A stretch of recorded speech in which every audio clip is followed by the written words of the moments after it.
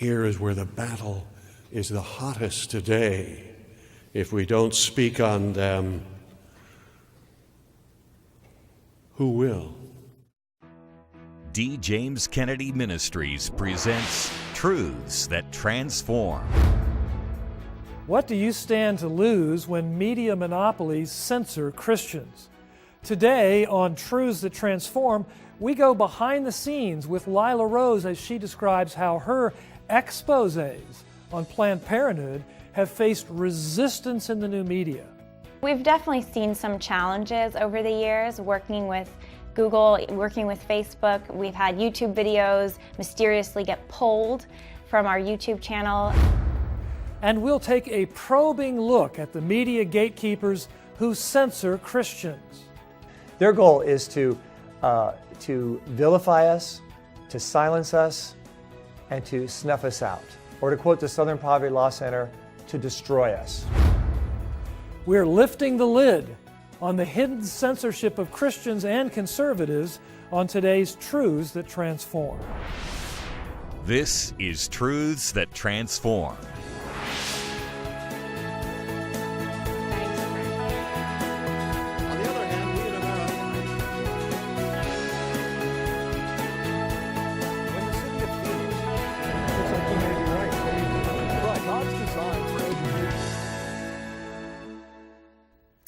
Welcome to Truths That Transform, a production of D. James Kennedy Ministries, where we are standing for truth and defending your freedom.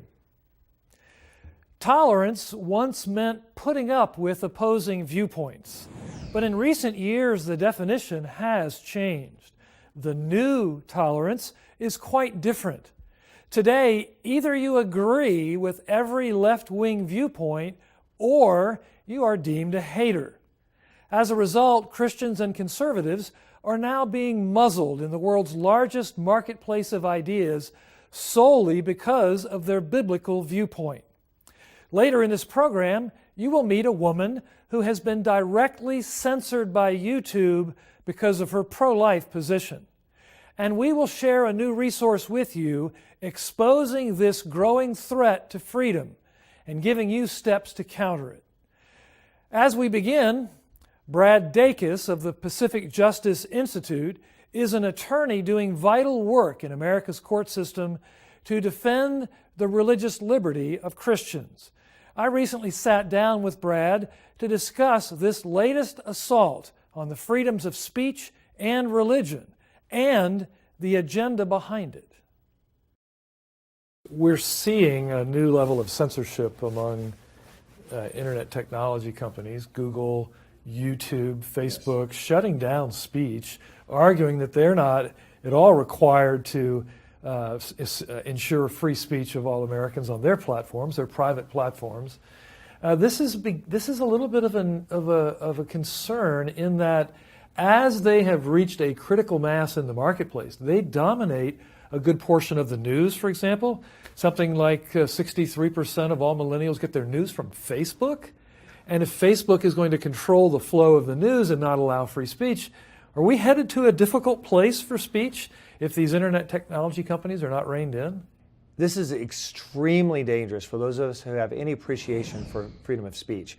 You know, in the colonial days, in much of our nation's history, you had the public square. That was the forum for speech. And the First Amendment gave clear protection for these traditional public forums. Well, now things have shifted. Now the place for expression, for discourse, for speech, it's in social media. And if these conglomerates go down this road of deciding to no longer respect the free speech forums that these have become, and instead use these in ways to control speech, to control the minds of the American people, we're looking at something very dangerously close to George Orwell's 1984. And that should alarm all Americans from the left and the right who have a true respect for freedom of speech and freedom of expression. One of the things that it seems that our system of laws have protected in terms of speech better than most other forms of speech is political speech, because it's so central to the heart and soul of the American experiment. Congressman from Middle Tennessee, Congresswoman Marsha Blackburn from Middle Tennessee, made an announcement to run for the United States Senate, and in it she made a promise to defund Planned Parenthood, and based on that comment, she was censored by, I guess it was Google. When these companies censor political speech, are they not then trifling with democracy in a way that looks like the heavy hand of the barons of the 1880s and 90s who had so much disproportionate effect on government because of their money? Yeah, I think it's a really good analogy. Because of the extreme nature of the control of those large companies in terms of American life, economic life, we had antitrust statutes. Yeah. Well, let me tell you something. These companies, Google and the others, are begging for a similar antitrust statutory involvement of government. Mm-hmm. If they continue to go down this route of disrespect for differing opinions, political and otherwise. We already see this taking place in our public universities, and we at Pacific Justice Institute are very alarmed with regard to the extent to which public universities, which were once the open marketplace of ideas, are now becoming the most closed-minded tyrants of ideas that don't agree with a certain philosophy. That the fact that we're seeing this also creeping its way into social media puts us in a very challenging time in American history, none that I think any of us have seen in our lifetime, and one that must be addressed, or the outcome for freedom could be horrific for generations to come. So when we see opponents to the gospel attempt to marginalize Christians and demonize Christians, their ultimate goal is to silence us, is it not? Oh, absolutely. Their goal is to vilify us, to silence us, and to snuff us out. Or to quote the Southern Poverty Law Center, to destroy us. That's their mindset. And our response, constructively, has to be the opposite. It has to be to connect, to respect, and to engage in relationships and discussion, to breed understanding, and at the very least, true tolerance. True Christianity is really all about true tolerance. And that's why we all have to work hard to protect it. Indeed. Though the methods of silencing Christians may be new, the attempts to do so are nothing new. The truths of Christianity have always been a threat to tyrants, to statists, and to sexual anarchists. Dr. D. James Kennedy's life ministry was to defend those truths in the broader culture. And his daughter, my friend, Jennifer Kennedy Cassidy, joins us now. Jennifer, your dad had really strong convictions about censorship, didn't he? Oh, he certainly did. My father knew that a sinful culture would always oppose biblical truth and seek to silence it however they could.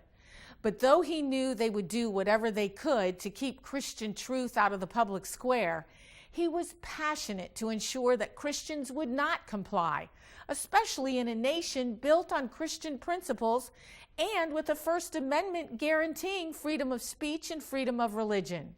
My dad was not afraid to speak out on the most controversial issues because he knew it wasn't about politics, but about God's truth.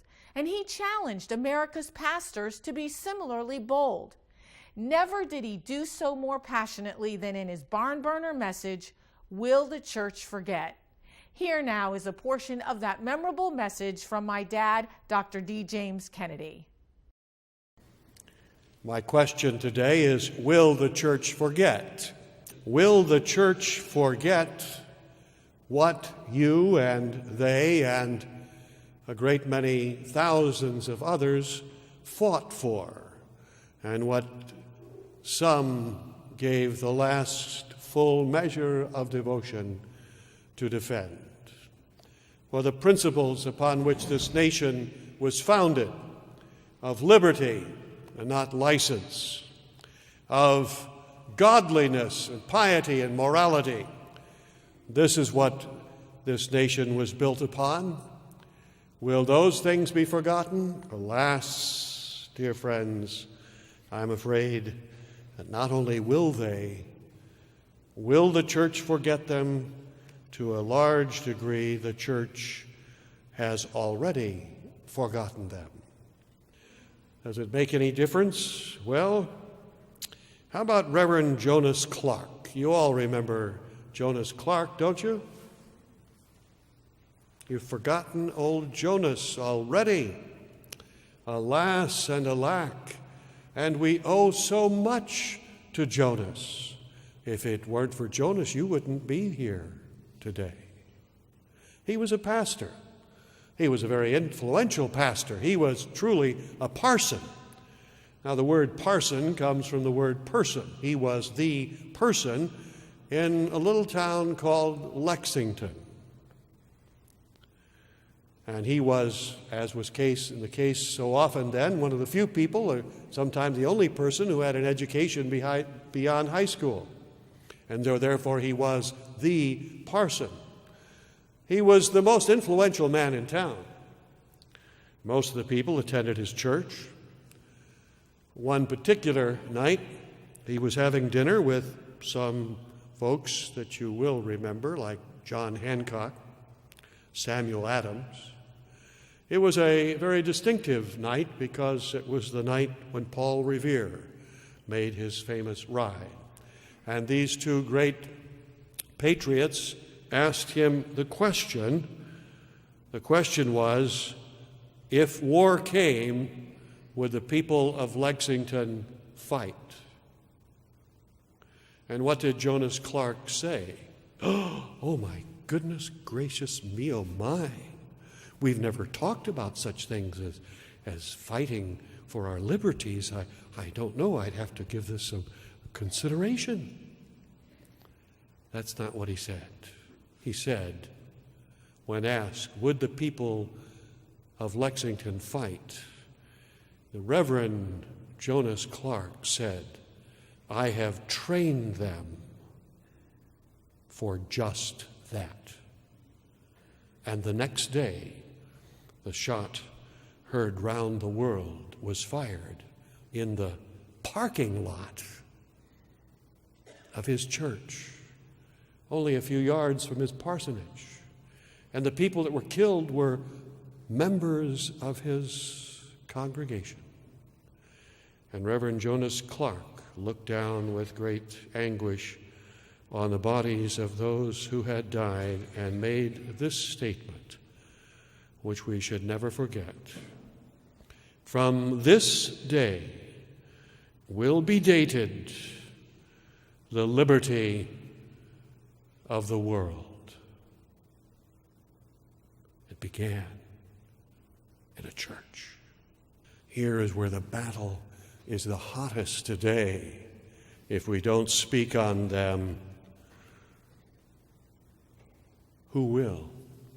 We are involved in a great conflict for the soul of this nation, for the soul of the world, and many are spectators on the side.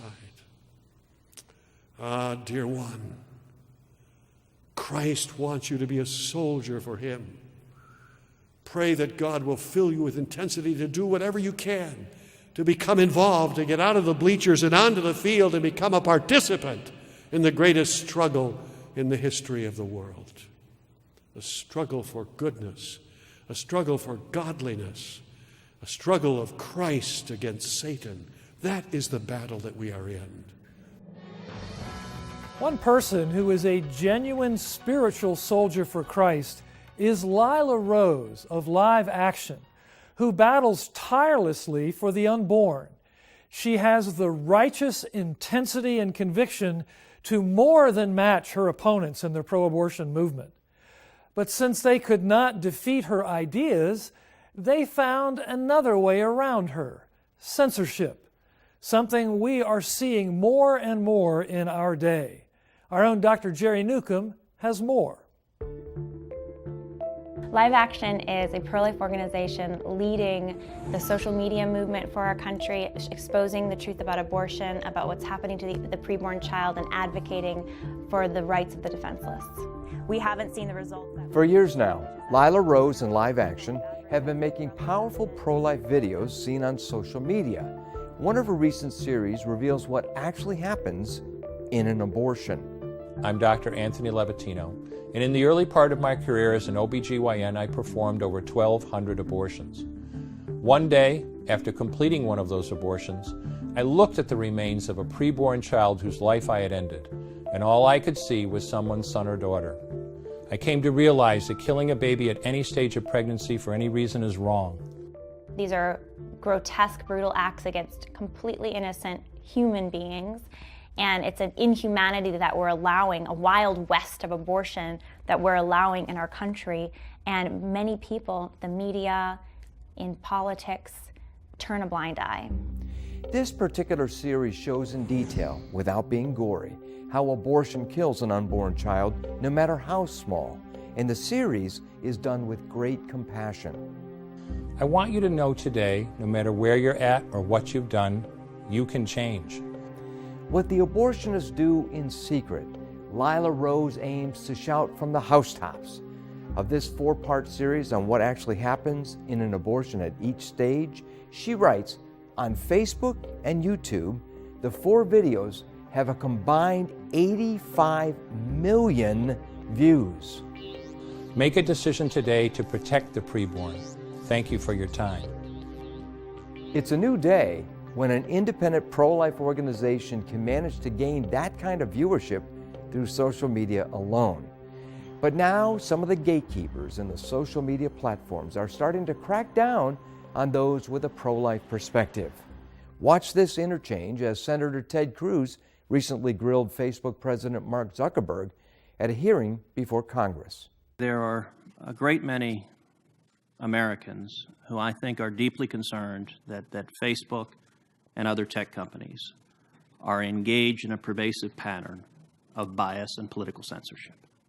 I understand where that concern is coming from because Facebook and the tech industry are located in Silicon Valley, which is an extremely left-leaning place. I am very committed to making sure that Facebook is a platform for all ideas. This battle related to how social media impacts the struggle for life does not just affect America. Recently, Lila Rose in Live Action decried how Google, Twitter, and Facebook decided to censor pro-life ads geared toward a recent referendum in Ireland to amend its constitution to allow abortion. This censorship meant that only the pro-abortion side of the issue was heard in all major forms of media. Well, we've definitely seen some challenges over the years working with Google, working with Facebook. We've had YouTube videos mysteriously get pulled from our YouTube channel, and there have been complaints associated with them, so YouTube says we're checking those out. So we've actually had to have our lawyers send YouTube letters asking them to cease and desist censoring the videos. So that's been problematic. Well, in my heart and my mind, life begins when the mother thinks it begins, not when anybody else thinks it begins. For some women, it's before they conceive. For some women, it's never. Even after they deliver, it's still a problem, not a baby. Over the years, though, we've been able to successfully put those videos back up. We've also had a few issues with Facebook. Overall, because we have such an enormous platform on Facebook, the biggest for the movement, over 700,000 likes, a lot of content that we generate that reaches millions of people. We've had some issues with Facebook advertising not wanting to continue to promote videos that show the reality of abortion, some of our investigative films. So all in all, we have to work through those challenges, but we're still effectively reaching millions on a weekly basis, and we continue to do that.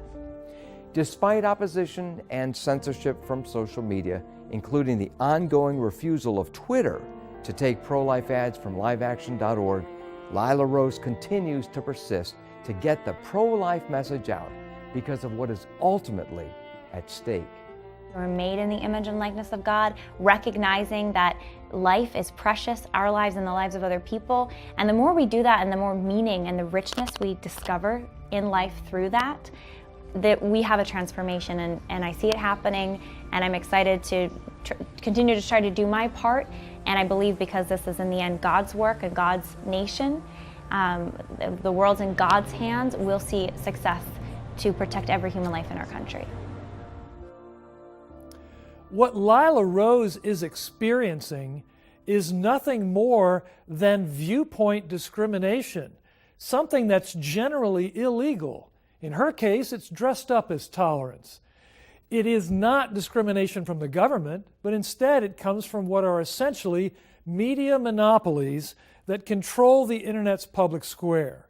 This sort of censorship is happening more and more to Christians and conservatives. If you don't fully understand what's happening and how to counter it, we could see the Christian message silenced in America. We have developed an important new resource that you need to have to stand for the freedom of the gospel. Our own John Rabe joins us now to tell us more about this resource. You know, John, censorship is not hard to understand, but some of the subtle ways it's been done in the past, like marginalizing you or calling you names, is altogether different than what's happening now, isn't it? That's right. We've seen that happen throughout history. Now what's happening is on the internet, which is really the world's largest public square, Christian and conservative voices are being outright censored by major companies like Google, like Facebook. This is an issue that's just now coming to the public's attention, but we've actually been researching this for over a year now and have put together a really important new resource, the book called The New Gatekeepers, Censoring Christians in the Digital Age. And this book gives an overview. It's not available in bookstores. You can only get it through this ministry. Gives an overview of who the companies are, the major companies that are involved in this viewpoint discrimination, and what we as Christians can do to stand against it. John, why do I need to have this book? What's in it that I need to know about the impact of this kind of censorship? Because the reality is that ultimately, Frank, this is a gospel issue. The internet is now the place where especially people under 40 go to get all of their information. A huge amount of that information comes via Google, the world's largest search engine. Much more of it comes through Facebook, the world's largest social media outfit. These are companies that are explicitly censoring Christian and conservative viewpoints. And so as they do that, what they're doing is limiting the ability for the gospel to go forth, for biblical truth to go forth. And as we erode that biblical and Christian truth, it puts people's souls in danger, and it also puts the foundations of our freedom at danger. I think this brand new book needs to be in the hands of every Christian and everyone concerned about the future of freedom in America. And we'll send you The New Gatekeepers, Censoring Christians in the Digital Age, as our thanks for your generous donation to the ongoing work of this ministry. Simply write to us at D. James Kennedy Ministries, Box 11154, Fort Lauderdale, Florida 33339, or call toll-free 877-962-7677, or you can go online to djkm.org. And John, we have another resource to go along with the book, sort of as a companion resource.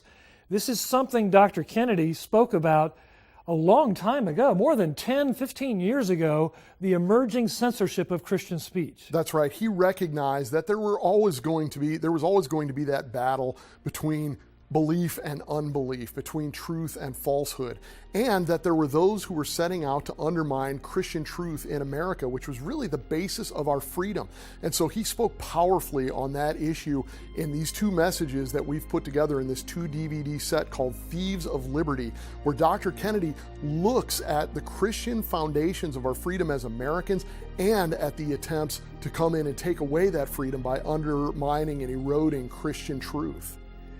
We are also producing a special documentary program on this very subject to air nationally in July, and your generous donation will help us to do that as well. We must get the word out on this enormous threat to freedom.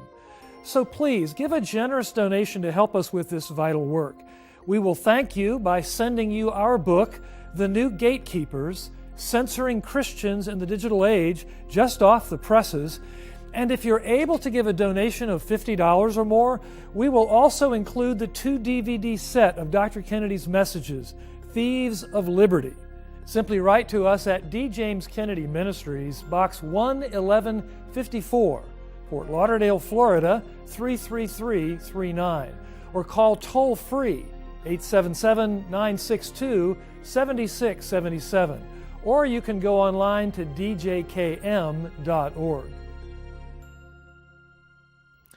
For quite some time now, we have been warning you that the transgender and homosexual movement is on a collision course with our First Amendment guarantees of religious freedom.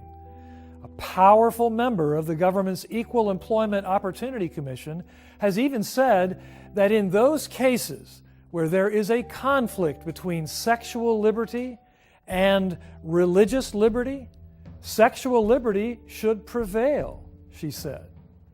From pro-life videos being banned by social media gatekeepers to Christian bakers and florists being hauled into court merely for freely exercising their Christian conscience, the movement to push aside the clear protections of the First Amendment in favor of invented rights of sexual liberty is running at full throttle.